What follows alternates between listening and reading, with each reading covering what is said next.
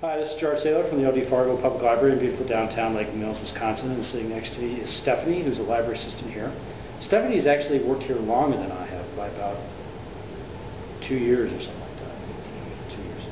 But this is a little interesting story. Stephanie has to tell about a customer he had one day about a year or two ago. Why don't you start telling, you saw her like in Dollar General the day before or something? It was actually the same day. It was like an hour before I came into work. This lady was at the dollar store, and I actually thought, I don't know, that she was trying to sell herself or something, because she taped papers like all over her windows saying, car windows. Yeah, car windows, saying honk if you're horny. And so I didn't know exactly what she was doing, but she had her daughter there with her. She had her daughter there with her. She was like, yeah, 8 or 7.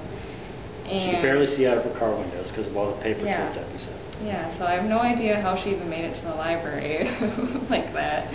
But anyway, so I go to work about an hour later, and she pops in, and at first I don't really recognize that it's her until she starts talking to me. Then I kind of figured it out, and she was just acting very strange, and she thought she was a vampire or something, because she was hissing at me and saying that she wanted to suck the life out of me and stuff like that. She was monopolizing her time at the desk too. Yeah. She was like asking questions. She was asking weird things. She was wanting to put a whole bunch of like crazy books on hold about like drugs and AIDS and sex and just crazy things like that. And some we had in the library, so she had me write down all these call numbers to go look for them. And she was having her daughter like add up the call number. Like, say the call number was like 102.3, she was having her add the 1 plus 2 plus the 3. I don't know. It was really weird. And then she wanted me to like print off all these things that I put on hold for her, and I don't know, there was probably like 50 books or so that I had on hold for her. And then there was these people waiting in line, you know, other customers that needed help, but she wouldn't let me leave. She was like saying things to me. I can't remember exactly what she said though, about that I couldn't help anyone else except for her. So I had to yell for another one of our workers, Jim, to come in. And she wouldn't let you leave the desk to go and ask Jim for some extra help. And I was kind of afraid anyway to kind of go on the other side of the desk, because you know, she's like telling me she wants to suck the life out of me. It's kind of freaky.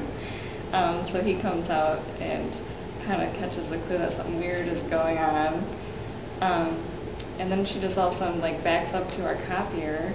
And this is the climax of the craziness. Yeah, well at first she does her elbows. She like leans back and she did her elbows on the photocopied her elbows? Yeah.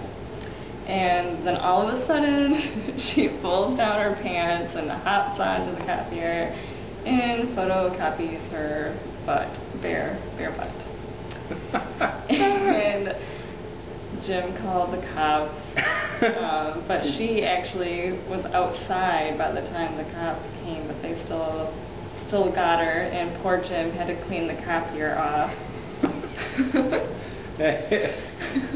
Yeah. Now I'd like to point out that I wasn't here that afternoon, which is typical.